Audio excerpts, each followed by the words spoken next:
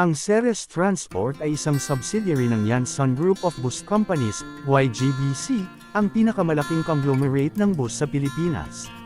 Itinatag ito noong 2009 upang pangasiwaan ang mga ruta sa Katimugang Luzon, na nagpapalawak ng mga operasyon ng grupo mula sa mga rehiyon ng Visayas at Mindanao. Mga pinagmulan ng Yansan Group.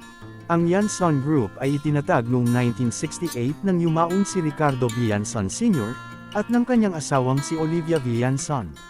1968, sinimulan ng mag-asawa ang kanilang negosyo gamit ang isang 14 na seater na jeepney unit sa rehiyon ng Isla ng Negros.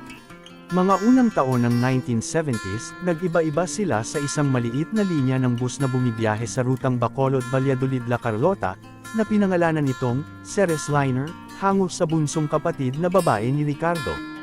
Ang pangalan ng kanilang pangunahing korporasyon, ang Bolicar Transit Incorporated, VTI, ay isang bahagi ng Valladolid at La Carlota.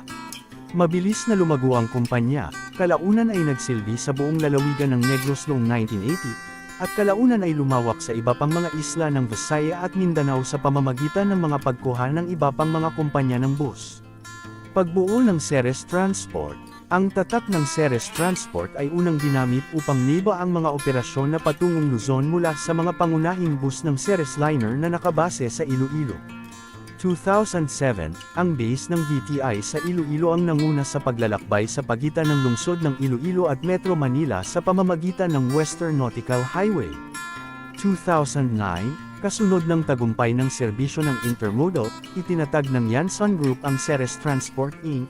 bilang isang nakaw-ang subsidiary na nakabase sa lungsod ng Batangas upang pamahalaan at palawakin ang mga operasyon nito sa Luzon. Mga pangunahing pag-unlad. 2012, nakuha ng Ceres Transport ang prangkisa ng Gold Star Bus Company, na nagbigay daan dito upang mapatakbo ang kumikitang mga ruta ng Batangas-Cubao at Batangas-Alabang. Kalaunan ay lumikha ang mga Yansan ng isang hiwalay na subsidiary para sa Gold Star Bus Transit Incorporated.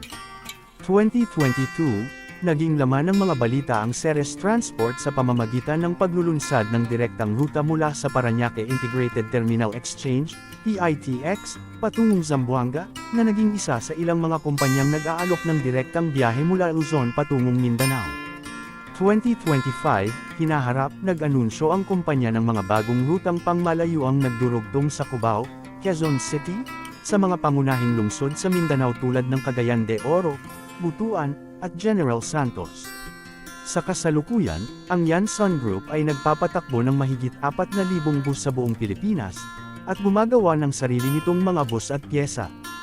Kung mahilig ka sa mga ganitong content, pa-follow na sa aking page. Salamat!